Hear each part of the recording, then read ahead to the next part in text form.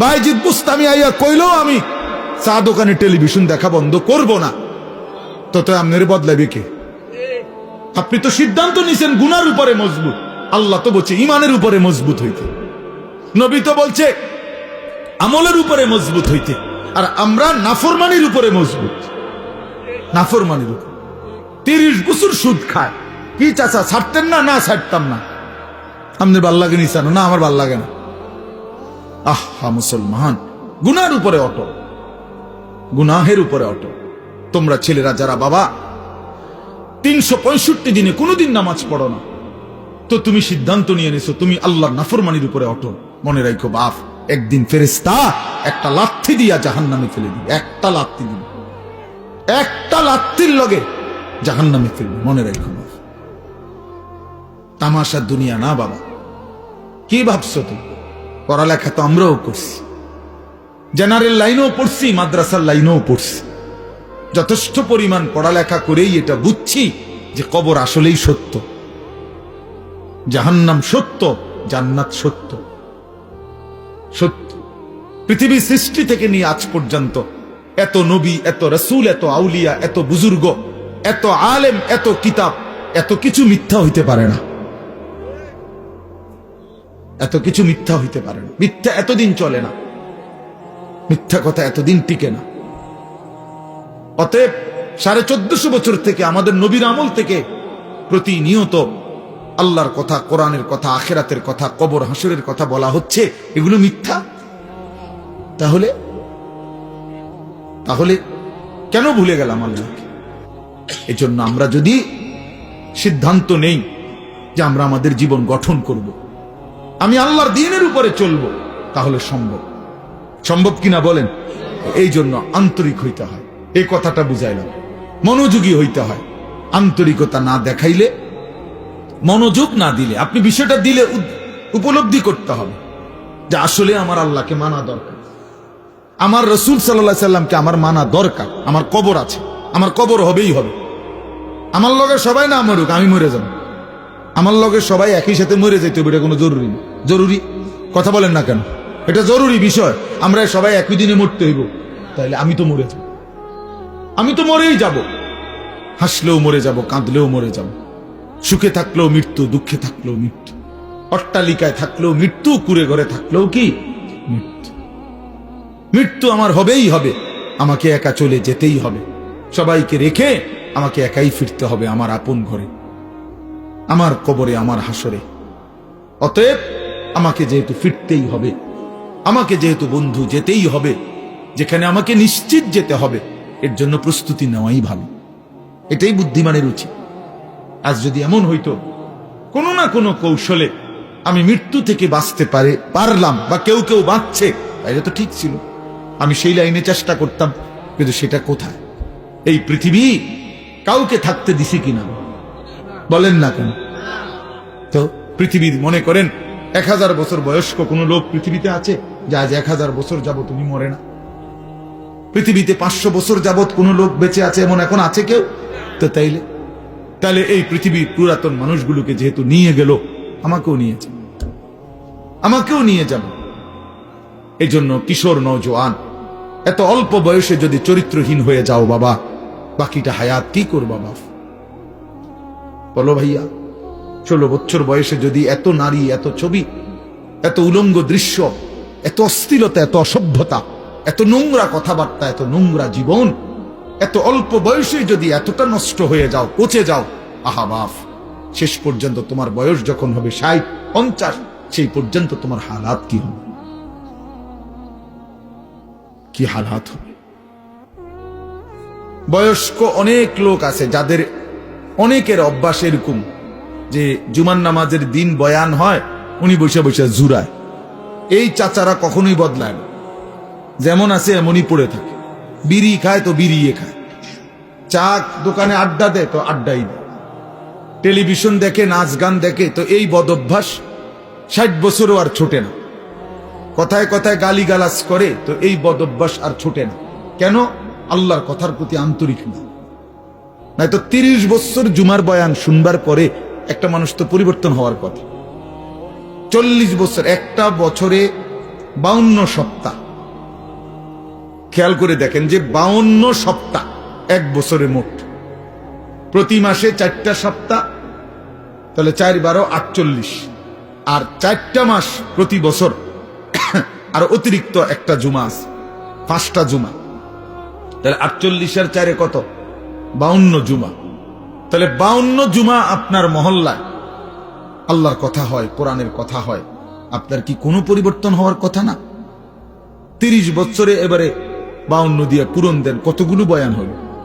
তো এরপরেও যদি একটা মানুষের স্বাভাবিক কিছু বদভ্যাস না ছোটে, তা আপনি কি শুনলেন, কি বুঝলেন, কি বুঝলেন? 30 বছরও আপনি এটা বুঝছেন না যে বিড়ি সিগারেট খাওয়া একজন মুসলমানের জন্য উচিত না।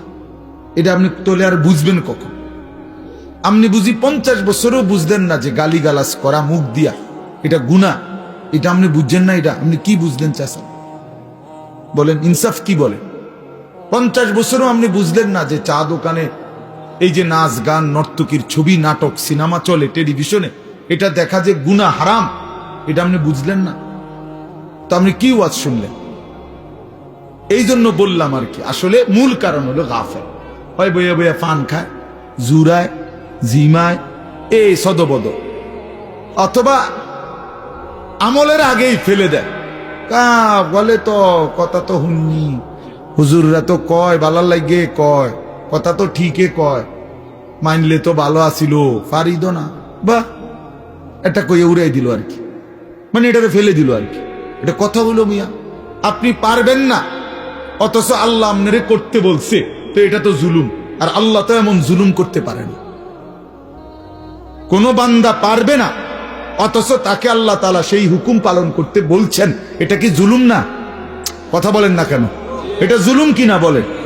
আমি বাঁকাই হইতারি না, আমনে আমার এখন রুকু দিতাম, তো এটা জুলুম না? আমি নিচের দিকে যাইতারি না, আমনে আমারে বলেন সেজদা দিতে, তা আমার উপরে এটা জুলুম হবে না? তো আল্লাহ তাআলা আমাদেরকে রুকু দেওয়ার সেজদা দেওয়ার তৌফিক যোগ্যতা দিছে কিনা? তো জুলুম করলো কোন? বলেন।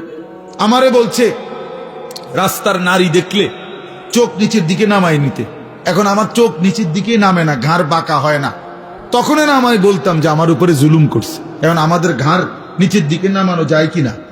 তো তাইলে অসম্ভবের কি? আমারে সুদ হারাম করছে, তো আমার জন্য কি ব্যবসা বা উপার্জনের বৈধ কোনো পন্থা রাখে নাই? কথা বলেন তো। তাহলে সমস্যা কোথায়? কোনখানে আটকাই গেলেন? আপনি পারেন না যে কইলেন কিতা পারেন না? আপনি কি বিড়িখানা ছাড়তারেন না? আপনি ডাক্তার বললে ডায়াবেটিস রুগী, 30 বছরের অভ্যাস, যে বেটার চিনি ছাড়া চা খায় না, সেই বেটা চিনি ছাড়া চা খায় না, তো এটা ছাড়লেন কেমনে? 50 বছরের অভ্যাস মিষ্টি খাওয়া, এই লোকটা ছেড়ে দেয় না ডাক্তার বললে? তো এক আদনা ডাক্তার বললে মিয়া সামান্য দুনিয়ায় বাঁচার জন্য এত কিছু প্রিয় জিনিস ছেড়ে দিলেন, ডাক্তার বলার কারণে গরুর গোশত খাওয়া ছেড়ে দিলেন, অথচ আপনি জানেন ডাক্তারের আব্বাও যদি বাইকটা দেয় আমনেরে, তারপরও তো আপনি মরে যাবেন। মরবেন না? কথা বলেন না কেন?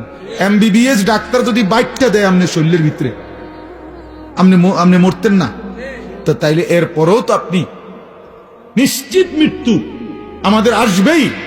শতবার সেফ থাকলেও, শরীরের 1000 কোটি যত্ন নিলেও, 100 ডাক্তারের প্রেসক্রিপশন পরামর্শ মেনে চললেও মৃত্যু কি হবে না? তো তারপরও তো এগুলো ছেড়ে দিলেন, তো জাহান্নামের ভয়ে গুনাহ ছাড়বেন না কেন? আল্লাহর নাফরমানি ছাড়বেন না কেন? আল্লাহর ভয়ে বিড়িখানা ছাড়বেন না কেন? জাহান্নামের ভয়ে টেলিভিশন দেখা ছাড়বেন না কেন? জাহান্নামের ভয়ে গালিগালাজ দেওয়া ছাড়বেন না কেন? বলেন, ইনসাফ করে বলেন। এই জন্য বাপ, মূল বক্তব্য এই কথাটা যে মনোযোগী হওয়া দরকার। তাহলে এই জন্য বললাম, আমি আপনাদের কাছে আমার অনুরোধ, প্রত্যেকেই দেখেন, আমরা এটা যৌক্তিক কথা হলো যে আল্লাহর কোরআনের প্রতি আন্তরিক না হলে জিন্দেগি বদলাবেন। আপনি পারতেন না, এত সোজা না। কোরআন শরীফে স্পষ্ট আয়াত আছে, ওয়ালাউলা ফাদলুল্লাহি আলাইকুম ওয়া রাহমাতুহু মা যাকা মিনকুম মিন আহাদিন আবাদা। সাংঘাতিক আয়াত। আল্লাহ বলে, শুনো, তোমাদের উপরে আল্লাহর দয়া এবং রহমত যদি মায়া না হয়, নিজেই নিজেকে কশ্চিন কালেও কখনোই পবিত্র করতে পারবে না। কোরআন শরীফের আয়াত। আপনি নিজে নিজে করবেন আমি ভালোই যাবো, জি না, এত রং না, ভালো হয়ে যাও। নষ্ট হয়ে যাওয়া সহজ, ভালো হয়ে যাওয়া কঠিন। কথা বোঝেন নাই কথা? স্রোতের সাথে ভেসে যাওয়া এটা সহজ, কিন্তু স্রোতের প্রতিকূলে উল্টা দিকে দাঁড়ায় থাকা কঠিন। কঠিন। এই সমাজের প্রত্যেক ঘরে টেলিভিশন চলতেছে, আপনিও টেলিভিশন চালান, এটা তো সহজ, কিন্তু না চালানো এটা তো কঠিন। কথা বুঝেন নাই আপনি? না চালানোটাই না কঠিন, উল্টাটা কোনো কঠিন, মানে টিকে থাকা। এই জন্য আল্লাহ এটা বলছে, বান্দা নিজের নিজের যোগ্যতায় পারবা না, নিজের যোগ্যতায় পারবা না। মা যাকা মিনকুম মিন আহাদিন আবাদা। আল্লাহ বলে, বান্দা নিজেকে নিজে পবিত্র করতে কখনোই পারবা না যদি আল্লাহর দয়া না হয়, আল্লাহর মেহেরবানি যদি না হয়। ওয়ালাকিন্নাল্লাহা ইউযাক্কি মান ইয়াশা। আল্লাহ বলেন, বরং আল্লাহই যাকে ইচ্ছে করেন তাকে পবিত্র করে থাকেন। আল্লাহ করেন এটা, আল্লাহ করেন, আল্লাহ করে, আল্লাহ করে। গুনাহ থেকে বেঁচে থাকার জন্য আল্লাহর তৌফিক লাগে, আল্লাহকে সেজদা করার জন্য আল্লাহ তাআলার তৌফিক লাগে। মালিক দয়া না করলে হয় না, আল্লাহ রহম না করলে হয় না। নবী সাল্লাল্লাহু আলাইহি ওয়াসাল্লাম 5 ওয়াক্ত নামাজের পরে দোয়া করতেন, আল্লাহুম্মা আইন্নি আলা যিকরিকা ওয়া শুকরিকা ওয়া হুসনি ইবাদাতিক। 3 বার বলতেন প্রত্যেক নামাজের ফরজের পরে। নবীজি এই দোয়াটা 3 বার বলতেন যে, আল্লাহ আমি আপনার জিকির করতে চাই, আপনার শুকর আদায় করতে চাই, আপনার ইবাদত সুন্দরভাবে করতে চাই, আপনি সাহায্য করেন। এই যে আল্লাহর কাছে চাইতে হয়, আল্লাহ আমি সেজদা দিতে চাই ঠিক মতো, রুকু দিতে চাই সুন্দর মতো, কোরআন পড়তে চাই সুন্দর মতো, আপনাকে মানতে চাই সুন্দর মতো, আপনাকে ডাকতে চাই দিন রাত। আল্লাহ আপনার শুকর আদায় করতে চাই, আপনি আমারে তৌফিক দিন, আপনি আমারে তৌফিক দেন। আল্লাহ যোগ্যতা না দিলে বাপ পারবেন না, পারবেন। আমি একবার পাও ভাঙছিল 2021 সালে, 6 মাস আমি মাটিতে সেজদা দিতে পারি নাই, বসে বসা ইশারা রুকু সেজদা করতেছে। তো এই যে আল্লাহ তাআলা তৌফিক ছিনায় নিল, তা আমার কোনো ক্ষমতা ছিল সেজদা দেওয়ার? কথা বলেন না। এই জন্য দয়া করে কিশোর নওজোয়ান ভাই, তোমরাও এটা বুঝো ভাই, নিজেরে নিজে নষ্ট করে দেওয়া, বরবাদ করে দেওয়া এটা সহজ, এটা সহজ। এই সমাজের সবাই মোবাইলে উলঙ্গ ছবি দেখে, তুমিও দেখো, সহজ বিষয়। কিন্তু নজর হেফাজত করা, চোখের হেফাজত করা এটা কঠিন। কিন্তু কষ্ট করে কেউ যদি হিম্মত করে তো আল্লাহ তার জন্য সহজ করে দেয়। ওমান ইয়াত্তাকিল্লাহা ইয়াজআল লাহু মাখরাজা। আল্লাহ বলছে, যে আমাকে ভয় করে গুনাহ ছেড়ে দেয়, আমি তার জন্য সর্বাবস্থায় আমি আল্লাহ তার জন্য রাস্তা করে দিই, আমি তার জন্য সহজ করে দিই। আগে আল্লাহর জন্য ফিরতে হয়, আল্লাহর দ্বীন মানার জন্য সিদ্ধান্ত থাকতে হয়, আল্লাহর দিকে আসতে হয়, ঝুঁকতে হয়, মনোযোগী হইতে হয়, আন্তরিক হইতে হয়। আপনি যদি বলেন যে কোরআন আমার জন্য, ইসলাম আমার জন্য, আমি আমার রাসূলকে নারাজ করব না, আমি আমার আল্লাহকে নারাজ করব না, আমি দ্বীন মানবই মানব, খোদার কসম, এমন একটা মজবুত সিদ্ধান্ত নিয়ে বান্দা 1 বিগত যদি আগায়, তো আল্লাহ তাআলা রহমত নিয়ে বান্দার দিকে 1 হাত আগায় আসবে। শর্ত হইল আপনি তো 1 বিগত আইতে, আপনি দিল হইতে হইতে কারণ যদি একবার ব্যস্ত হয়ে যাইতেন, কিতে ব্যস্ত হইতেন? হ্যাঁ, বিড়ি খাইতে খাইতে আরে ভালো মানুষ তো সমাজে উঠতে গেছে, ও নাই, ও নাই, হ্যাঁ বড় ভালো মানুষ। আপনি বিড়ি খাই না, বেড়াইতে ভালো মানুষ, আপনার গায়ে তো গন্ধ, দুর্গন্ধ মিয়া, বিড়ির গন্ধের চেয়ে নিকৃষ্ট কোনো গন্ধ হইতে পারেনি মিয়া। তাইলে কোন বিড়ি খুব তো পবিত্র মানুষ হইতে পারে না, কাউ না মিয়া, এটা একেবারেই অপবিত্র মানুষ, ফালতু মানুষ মিয়া, এটা বদ অভ্যাস। কোরআনুল কারীমে আল্লাহ বলছেন, জাহান্নামীদের খাবার, জাহান্নামে যেটা দেওয়া হবে, লা ইউসমিনু ওয়ালা ইউগনি মিন জু'। জাহান্নামী খাবারের মধ্যে কোনো পুষ্টি নাই, এটা তার শরীরের মধ্যে কোনো স্বাস্থ্য বাড়াবে না, আবার ক্ষুধাও মিটাবে না। কোরআনের আয়াত। ঠিক বিড়ি সিগারেট এরকম যে এটার দ্বারা কোনো স্বাস্থ্যও বাড়ে না, ক্ষুধাও নিবারণ হয় না, এই জন্য বিড়ি সিগারেট জাহান্নামীদের খাবার।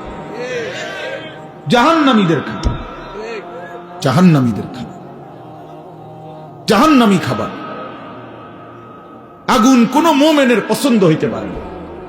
মুসলমানের পছন্দ আগুন, নাকে মুখে দিয়া আগুন বাহির করা, এটা কোনো ইমানদারের প্রিয় পছন্দ হতেই পারে না, কোনো যুক্তি নাই, একেবারে ফালতু ছাড়া, বদভ্যাস ছাড়া।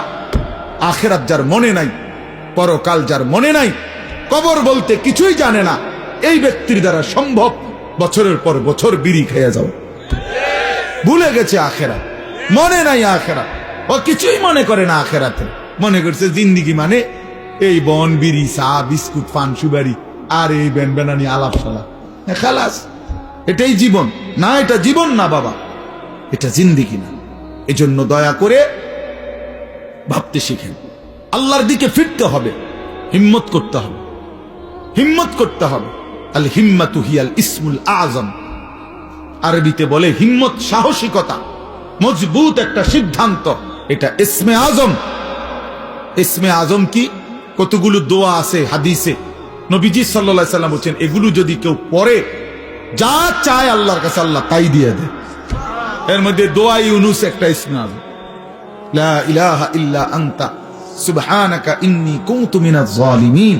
আল্লাহ নবী বলছেন এই দোয়া বারবার বারবার যে করতে থাকে আর কোনো কিছু আল্লাহর কাছে চায়, তো আল্লাহ তাআলা তার সেই দোয়া কবুল করেই করে।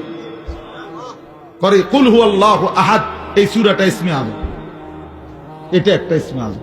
কেউ যদি বারবার কুল হুয়াল্লাহু আহাদ এই সূরা বারবার পড়তে পড়তে আল্লাহর কাছে দোয়া করতে থাকে, তো আল্লাহ তাআলা তার সেই দোয়া পূরণ করেই দেয়। ইসমে আযম বলে এটা। ঠিক আরবিতে বলে বুজুর্গরা যে হিম্মত, সাহসিকতা। আমি মানবই আল্লাহকে, গোটা মহল্লাবাসী বিড়ি খাক, আমি খাবো না। গোটা মহল্লাবাসী মিথ্যা বলুক, আমি বলবো না। গোটা মহল্লাবাসী হারামের উপরে পড়ে থাকুক, আমি যাব না। আমার দাদা, আমার বাবা, আমার আমল, কই আমরা যে তিন পুরুষ আমাদের সংসারে, আমার দাদার সংসার আমি দেখছি, আমার বাপের সংসার আমি দেখলাম, আমার সংসারে আমি এখন আছি। আমরা যে এই তিন পুরুষে কেউ টেলিভিশন চালাইলাম না, তো আমগো সংসার চলছে না? আমরার বাচ্চা কাচ্চা সব অচল হয়ে গেছে, হ্যাঁ, আমনের গুণাকারে গিয়ে বেশি বুদ্ধিমান হয়ে গেছে, আর আমরা গুলা চিরা খায়। হ্যাঁ বলেন, আমাদের বাচ্চা যে বছরের পর বছর টেলিভিশন দেখে না, তা আমরা রুলা অচল হয়ে গেছে নাকি? তাহলে কি দাঁড়াইল? কেউ হিম্মত নিলে সম্ভব যে না, আমার সন্তান টেলিভিশন দেখবে না, আমার সন্তান আল্লাহর নাফরমানি করবে না, খালাস, গোটা পৃথিবী উল্টে যাক, আমি আল্লাহর উপরে, দ্বীনের উপরে থাকবো। এই যে হিম্মত, হিম্মত ছাড়া হবে না বাবা। আরো আজ হইতে পারে এই আমনের একজনের পর একজন বক্তা উঠবে, নামবে, আমনের কেউ চিৎকার দিব, কেউ সুর দিয়া, কেউ কাইন্দা ডুইল্লা বহুভাবে কইল, আমনের ভিতরে ভিতরে কলজার ভিতরে লোক যত কথা এক, হুজুর পাত্তর গলতে, আরে আমি গলতাম না, তো আমনের কে বদলাবে? কথা বোঝেন নাই আমার? আমনের বদলাবে কে? আমনের সিদ্ধান্ত যে হুজুর, আহারে হুজুর, আমনের মতো দেড় বুইরা হুজুর বেড়া আব্দুল কাদের জিলানির আব্বা কইলো আমি বিড়ি খানা ছাড়তাম না, তো আমনের ছুটাইবে কে? বাইজিদ বুস্তামি আইয়া কইলো আমি চা দোকানে টেলিভিশন দেখা বন্ধ করব না, তো তো আমনের বদলাইবে কে? আপনি তো সিদ্ধান্ত নিছেন গুনার উপরে মজবুত, আল্লাহ তো বলছে ইমানের উপরে মজবুত হইতে, নবী তো বলছে আমলের উপরে মজবুত হইতে, আর আমরা নাফরমানির উপরে মজবুত। নাফরমানির উপর 30 বছর সুদ খায়, কি চাচা ছাড়তেন না? না ছাড়তাম না। আপনার ভাল লাগে নিচানো? না আমার ভাল লাগে না। আহা মুসলমান, গুনার উপরে অটল, গুনাহের উপরে অটল। তোমরা ছেলেরা যারা বাবা 365 দিনে কোনোদিন নামাজ পড়ো না, তো তুমি সিদ্ধান্ত নিয়ে নিছো তুমি আল্লাহর নাফরমানির উপরে অটল, মনে রাখো বাপ, একদিন ফেরেশতা একটা লাথি দিয়া জাহান্নামে ফেলে দিবে, একটা লাথি দিবে, একটা লাথির লগে জাহান্নামে ফেলবে, মনে রাখো। তামাশার দুনিয়া না বাবা। কি ভাবছো তুমি? পড়ালেখা তো আমরাও করছি, জেনারেল লাইনেও পড়ছি, মাদ্রাসার লাইনেও পড়ছি, যথেষ্ট পরিমাণ পড়ালেখা করেই এটা বুঝছি যে কবর আসলেই সত্য, জাহান্নাম সত্য, জান্নাত সত্য। সত্য পৃথিবী সৃষ্টি থেকে নিয়ে আজ পর্যন্ত এত নবী, এত রাসূল, এত আউলিয়া, এত বুজুর্গ এত আলেম, এত কিতাব, এত কিছু মিথ্যা হইতে পারে না। এত কিছু মিথ্যা হইতে পারে না। মিথ্যা এতদিন চলে না, মিথ্যা কথা এতদিন টিকে না। অতএব 1450 বছর থেকে আমাদের নবীর আমল থেকে প্রতিনিয়ত আল্লাহর কথা, কোরআনের কথা, আখিরাতের কথা, কবর হাসরের কথা বলা হচ্ছে, এগুলো মিথ্যা। তাহলে তাহলে কেন ভুলে গেলাম আল্লাহ? এজন্য আমরা যদি সিদ্ধান্ত নেই যে আমরা আমাদের জীবন গঠন করব, আমি আল্লাহর দ্বীনের উপরে চলবো, তাহলে সম্ভব। সম্ভব কিনা বলেন? এই জন্য আন্তরিক হইতে হয়। এই কথাটা বুঝাইলাম। মনোযোগী হইতে হয়। আন্তরিকতা না দেখাইলে, মনোযোগ না দিলে, আপনি বিষয়টা দিলে উপলব্ধি করতে হবে যে আসলে আমার আল্লাহকে মানা দরকার, আমার রসুল সাল্লাল্লাহু আলাইহি সাল্লামকে আমার মানা দরকার। আমার কবর আছে, আমার কবর হবেই হবে। আমার লগে সবাই না মরুক, আমি মরে যাব। আমার লগে সবাই একই সাথে মরে যাইতে হবে, এটা কোনো জরুরি না। জরুরি কথা বলেন না কেন? এটা জরুরি বিষয়। আমরা সবাই একই দিনে মরতে হইব, তাইলে আমি তো মরে যাব, আমি তো মরেই যাব। হাসলেও মরে যাব, কাঁদলেও মরে যাব। সুখে থাকলেও মৃত্যু, দুঃখে থাকলেও মৃত্যু, অট্টালিকায় থাকলেও মৃত্যু, কুড়ে ঘরে থাকলেও কি মৃত্যু। মৃত্যু আমার হবেই হবে। আমাকে একা চলে যেতেই হবে। সবাইকে রেখে আমাকে একাই ফিরতে হবে আমার আপন ঘরে, আমার কবরে, আমার হাসরে। অতএব আমাকে যেহেতু ফিরতেই হবে, আমাকে যেহেতু বন্ধু যেতেই হবে, যেখানে আমাকে নিশ্চিত যেতে হবে, এর জন্য প্রস্তুতি নেওয়াই ভালো। এটাই বুদ্ধিমানের উচিত। আজ যদি এমন হইতো কোনো না কোনো কৌশলে আমি মৃত্যু থেকে বাঁচতে পারলাম, বা কেউ কেউ বাঁচছে, তাইলে তো ঠিক ছিল, আমি সেই লাইনে চেষ্টা করতাম। কিন্তু সেটা কোথায়? এই পৃথিবী কাউকে থাকতে দিছে কিনা বলেন না কেন? তো পৃথিবীর মনে করেন 1000 বছর বয়স্ক কোন লোক পৃথিবীতে আছে যে আজ 1000 বছর যাবত উনি মরে না? পৃথিবীতে 500 বছর যাবত কোন লোক বেঁচে আছে এমন এখন আছে কেউ? তো তাইলে এই পৃথিবীর পুরাতন মানুষগুলোকে যেহেতু নিয়ে গেল, আমাকেও নিয়েছে, আমাকেও নিয়ে যাব। এই জন্য কিশোর নওজোয়ান, এত অল্প বয়সে যদি চরিত্রহীন হয়ে যাও বাবা, বাকিটা হায়াত কি করবা বাপ?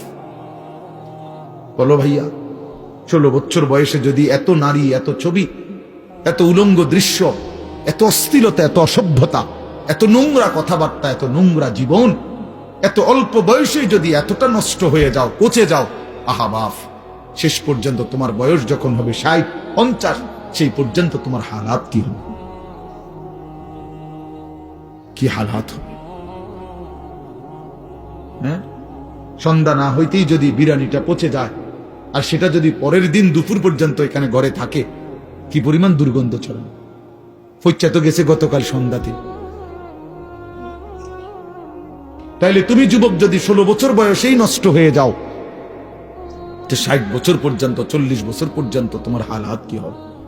এত অল্প বয়সে যদি এত নারী ছবি, এত অসভ্যতা, এত নোংরামি, এটাই যদি ভালো লাগে, আহা, আফসোসের বিষয়, আফসোসের বিষয় বাপ, আফসোসের। ভাবা উচিত, ভাবা উচিত। ছেলেরা তোমরাও ভাইবো বাবা, এত কম বয়সে এতটা নষ্ট হয়ে যাওয়া তো উচিত ছিল না। আমাদের ছেলে পেলে, তোমরা অনেক ছেলে আছো, কোনদিন এক ওয়াক্ত নামাজ পড়ো না। আহা, মুসলমানের বাচ্চা এত নিকৃষ্ট কেমনে হইল? এত বড় জন্তু জানোয়ার, এত বড় হাইওয়ান, এত বড় কুকুর বিড়াল কেমনে হইল? কেমনে হইল? ওফ, কোরআনুল কারীমে আছে, আল্লাহ বলছে, ওয়াত্তাবা হাওয়াহু ফামাসালুহু কামাসালিল কালব, মনের ইচ্ছা মতো যে চলে, তার মনে যা চায় তাই যে করে, আল্লাহ বলছে তার উদাহরণ কামাসালিল কালব, কুত্তার মতো। কিসের মতো? কালব অর্থ কি কোন? এদিকে ফিরা কোন? কুত্তা। ফামাসালুহু কামাসালিল কালব, আল্লাহ পাক কোরআনে বলছে, সূরা আরাফের মধ্যে আছে। আল্লাহ বলছে নিজের মনে যা চায় তাই যে চলে, সে কুত্তার মতো। ওইটা কুত্তা। তো তাইলে মানুষের আর কোন, মুসলমান তো ফরের কথা বেটা, তোর কোন মানুষের জাত তো না, তুই তো কোন মানুষের জাতে না বেটা,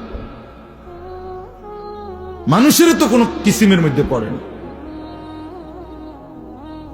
আল্লাহ কোরআনে বলছে ইন তাহমিল আলাইহি ইয়ালহাস আও তাতরুকহু ইয়ালহাস। আল্লাহ বলছে কুত্তার স্বভাব, তারে দৌড়ানি দিল জিব্বা লম্বা করে হাঁফায়, ছায়া দিল জিব্বা লম্বা করে হাঁফায়।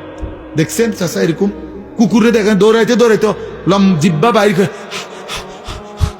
এমন করে, দাঁড়ানো থাকলো জিব্বা লম্বা করে এমন করে হাঁফায়। কুত্তার স্বভাব, কুকুরের স্বভাব। এরপরেও যদি কারো লজ্জা না লাগে, হ্যাঁ, তাইলে তার কান্দে যদি একটা কুকুর লাগাইয়া দিয়ে একসাথে ছবি উড়ান যাইতো যে এই দুই জানোয়ার একসাথে দেখেন কোনটা বেশি মানানসই। হ্যাঁ হ্যাঁ, বেনামাজি আর কুকুর একসাথে করে যদি দাঁড় করাইয়া একটা সেলফি তোলা যাইতো, ছবি উঠানো যাইতো, ফেসবুকে দেওয়া যাইতো, দারুণ কমেন্টস পড়তো, দিয়া দেখো দেখো। কারণ তুমি তো কোনো মোমেনের সাথে দিতে পারবা না, তুমি কেমনে দিবা কোনো নামাজি মানুষের সাথে? আল্লাহ আমাদেরকে বুঝ দান করেন, আল্লাহ আমাদেরকে বিবেক দান করেন। আমরা মনে করাই দিলাম, আমরা প্রতিদিন মনে করাই দেই, প্রতিদিন প্রতিদিন এই এক জিন্দিগি, ঘুরাফেরা জিন্দিগি, ঘুরাফেরা জিন্দিগি। কভি আরশ পর কভি ফরশ পর, कभी उनके दर कभी दर बदर, गमे आशिकी तेरा शुक्रिया, मैं कहां कहां से गुजर गया। কোথ থেকে কই ছুটে গেলাম, ঘুরতেই থাকলাম, আল্লাহর কথা ফেরি করলাম। নজরুল হে, তার কত দাবি, এতটার ভিতরে আইতে হইব, এতক্ষণ ওয়াজ করতে হইব, এমনি কইতে হইব, আইয়া বইতে হইব, ভাত খাইতে হইব। বুঝলেন না, এখানে এখনো মাইক ধরতে দেয় না, হের দাবি দেওয়ার শেষ হবে। এই যে এখন দেখলেন না ঘোষণার পর, হে তো মহব্বতে বলে, কিন্তু আমি কিভাবে কি করতে পারি, আমি কি করতে পারি? কিছুই করার না। এই মসজিদ, এই পড়া, এই মহল্লা আমার অনেক দীর্ঘদিনের আশা যায়। এত বেশি টাইম তো খুব কম জায়গায় আমি আসছি। এজন্য আল্লাহ তাআলা আপনাদের এই ভালোবাসা আমাদের সবাইকে কদর করার তৌফিক দান করে। আমরা ইনশাআল্লাহ সিদ্ধান্ত নেই আমাদের জিন্দেগি সুন্দর করব, ঠিক আছে? ইনশাআল্লাহ জীবনটা যদি সুন্দর করার ফয়সালা নেই, আখিরাতের ফিকির যদি করি, আমাদের সামনে একটা বড় সুযোগ মাহে রমজান। বলেন আলহামদুলিল্লাহ। আর মাত্র একটা মাসও না, একটা মাসও না, আজকে 5 তারিখ চলে গেছে। এই মাস 28 মাস, তাহলে 1 মার্চ সম্ভাব্য রোজা। তাইলে 28 দিন থেকে যদি 25 দিন চলেই যায়, আরে 5 দিন জায়গা আর আছে কত, 23 দিন। তাহলে সর্বোচ্চ 23 থেকে 24 দিনের ব্যবধানে মাহে রমজান, মাহে রমজান, মাহে রমজান। অতএব বাবারা আমার, বন্ধুরা আমার, বয়স্ক বাবা, আপনাদেরও জীবনটা আরেকবার ঘুরে দাঁড়াবার, নিজের জীবনের একটা হিসাব কিতাব করার একটা সময় মাহে রমজান, মাহে রমজান। আল্লাহ তাআলা কুরআনুল কারীমে বলছেন, ওয়াল তানজুর নাফসুম মা কদ্দামাত লিগাদ। প্রত্যেকেই আলাদা আলাদা ভাবে লক্ষ্য রাখো, খেয়াল করো বান্দা, আজকের দুনিয়া থেকে আগামী কালকের আখিরাতের জন্য কি পাঠিয়েছো, আজ হিসাব করো।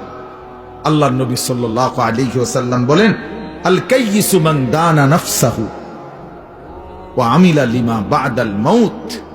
প্রিয় ভাই, শোনো ভাই, নবী সাল্লাল্লাহু আলাইহি সাল্লাম বলেন, বুদ্ধিমান সে যে তার নিজের হিসাব করে এবং মৃত্যু পরবর্তীর জন্য আমল করে, সে বুদ্ধিমান।